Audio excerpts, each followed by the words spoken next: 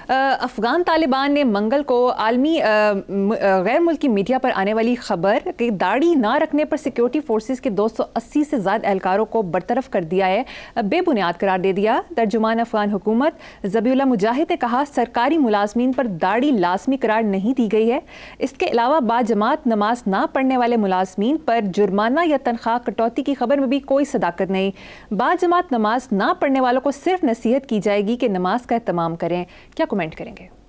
الحمدللہ یہ وضاحت آ گئی ہے، میرے دل سے منو بوجھ، ورنہ خدا کی قسم مجھے اتنا ڈپریشن ہوا تھا یہ پڑھ کے۔ بہت اچھا کیا آپ نے بتا دیا کہ مطلب اتنی وحشت نہیں تاری ان پہ۔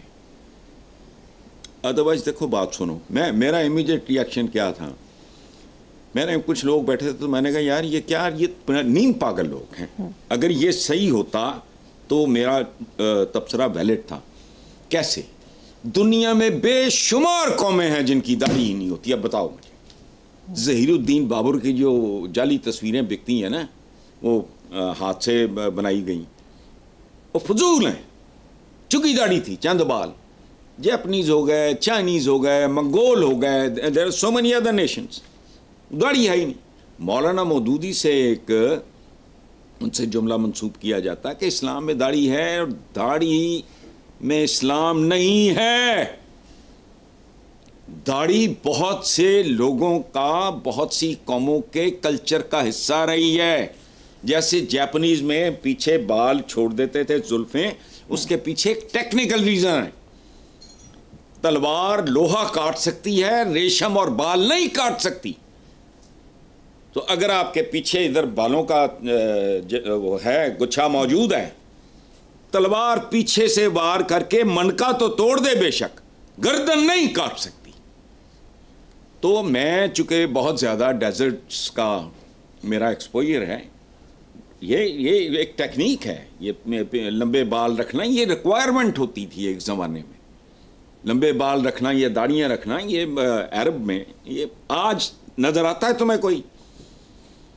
دین نام ہے ایک خاص طرز حیات کا، ایک خاص رویے کا، ایک خاص طرح کے اعمال کا، گٹے گڈے تونے کا نہیں۔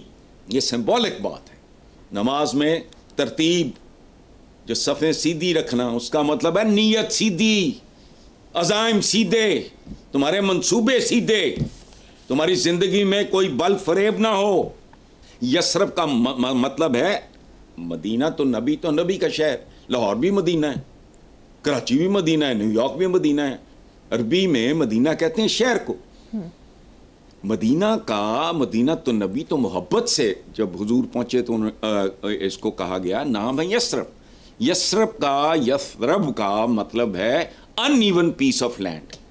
بارشیں ہوتی تھی وہاں، مکہ والا حال نہیں تھا، ان ایون، اس میں گارا اگڑا، تو انہوں نے کہا جی ذرا ٹخنوں سے اوپر کر لیا کرو۔ ہم نے ٹخنوں سے اوپر، وہ زندگی اس چیز کا نام نہیں ہے، دین اس چیز کا نام نہیں ہے۔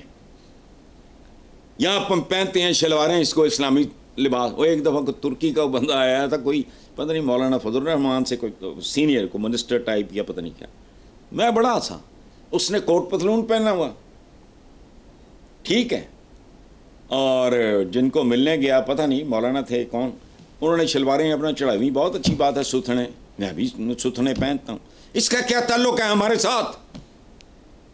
شلوار بنیادی طور پہ ٹرکش ہے۔ آج بھی ترکی کے جو مضافاتی علاقے ہیں ان میں لوگ شلوار پہنتے ہیں۔ ہمارے یہاں آزار بند ہوتا ہے، ادھر وہ پیٹی سی ہوتی ہے، یہ وہ سارا۔ لباسوں میں، کھولیوں میں کچھ نہیں رکھا، کہانی ہے اعمال کی۔ So you understand، ہم لوگوں نے پتہ نہیں کدھر کی چیز کہاں سے ملا لی ہے، عجیب و غریب سے کام کرتے ہیں ہم لوگ۔ یعنی میں بعض اوقات کرتا ہوں، میرے پہ اب کفر کا فتویٰ لگا دو۔ مثلا میں جب بیک وقت 3 اذانیں، تو بھائی پاس اگر 3 مساجد ہیں تو امام حضرات بیٹھے ہیں اور کہیں کہ یار ایک ہفتہ ایک وقت میں ایک اذان، سکون، خوبصورت، شانت قسم کا ایک ادھر سے شروع ہوتے 3 بندے کچھ سمجھ نہیں آ رہی ہوتی، حالانکہ لوری جیسی چیز ہے اذان۔ تو ہم نے آئی ڈونٹ نو، جیسے ہماری زندگیوں میں ڈسپلن نہیں ہے اس طرح ہمارا آگا پیچھا بھی.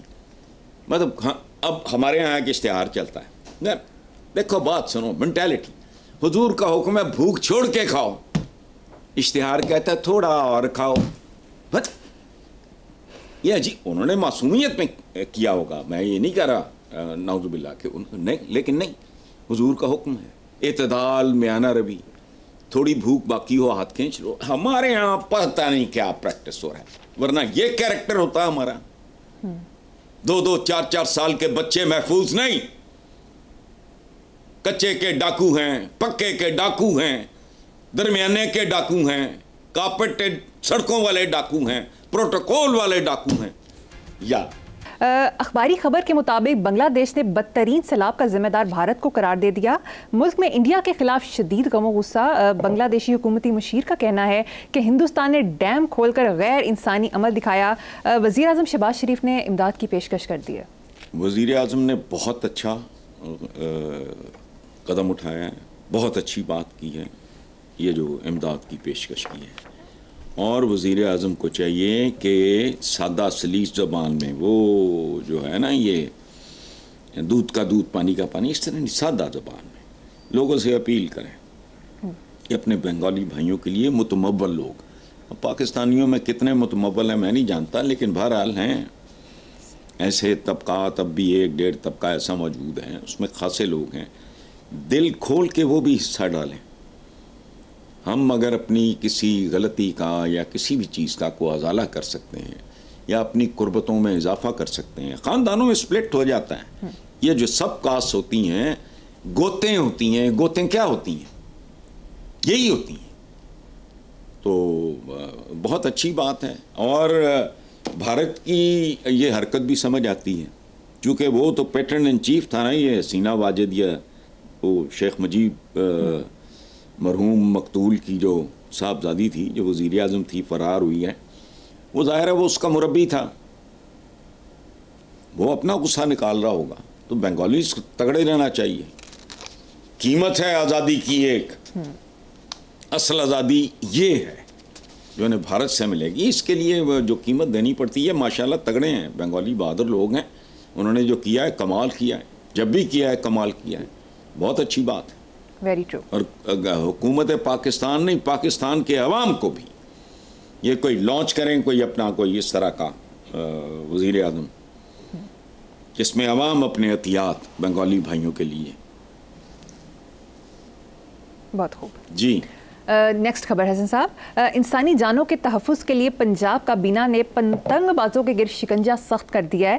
پتنگ اڑانے والوں کو 3 سے 5 سال قید یا 20 لاکھ جرمانہ. پتنگ باز بچے کو پہلی بار وارننگ دی جائے گی، دوسری بار 50,000 روپے اور تیسری دفعہ 1 لاکھ جرمانہ ہوگا. چوتھی خلاف ورزی پر بچے کو جوینائل جسٹس سسٹم ایکٹ کے تحت جیل جانا پڑے گا. بچہ اگر جرمانہ ادا نہ کر سکے تو بچوں کے والدین سے لیا جائے گا. آپ کا جواب، رائے اور تبصرہ؟ نہ کوئی رائے ہے، نہ کوئی جواب ہے، نہ تبصرہ ہے. دیکھو بات سنو، پتنگ باز اچھی بات ہے، لیکن یہ کوئی بات ہے؟ پتنگ باز اس ملک میں بڑے بڑے باز ہیں، کھا گئے لوگوں کو. کوئی بندہ کبھی یہ بات کرتا سنائی نہیں دے گا کہ بات سنو باہر سے منگوا لو. یہاں لوگ بکاؤ ہیں اور کچھ لوگ خریدار ہیں، باہر سے منگواؤ اور بتاؤ کہ جی یہ پچھلے 50 سال میں ہمارے ساتھ کیا ہوا، ڈائسیکٹ کر دو، بتا دیں گے آپ کو. پتنگ باز، اچھا یہ بھی کر کے دیکھ لو. بات سنو، عوام کی تربیت، میرا پیٹنا ایک ہے، لوگوں کو بات سمجھ نہیں آتی ماشاءاللہ. میں اس کا ارتھ مائی فرینڈ کے رائٹر کا حوالہ دیتا ہوں کہ قوم میرے سامنے ننگی ہو جاتی ہے. میں جس ملک میں جاتا ہوں، ایئرپورٹ سے لے کے اپنی ڈیسٹینیشن تک قوم ایکسپوز ہو جاتی ہے پوری طرح. پھر وہ ایکسپلین کرتا ہے کہ ٹریفک سب سے بڑا تعارف ہوتا ہے کسی بھی ملک کے عوام کا. جاؤ جا کے نکلو، تمہیں اپنی اوقات پتہ لگ جائیں گے. تم نے قوم کو نہ ایجوکیٹ کیا، نہ ان کی کو تربیت کی، اور اس طرف دھیان بھی نہیں. ایک سابق آجی، میں ان کا نام بھول رہا ہوں، تشریف لائے، تو میں نے کہا جی یہ ٹریفک آپ کو نہیں پتا، یہ ٹریفک میں ایمی نہیں بھونکتا، اس کے دور رس اثرات ہوں گے.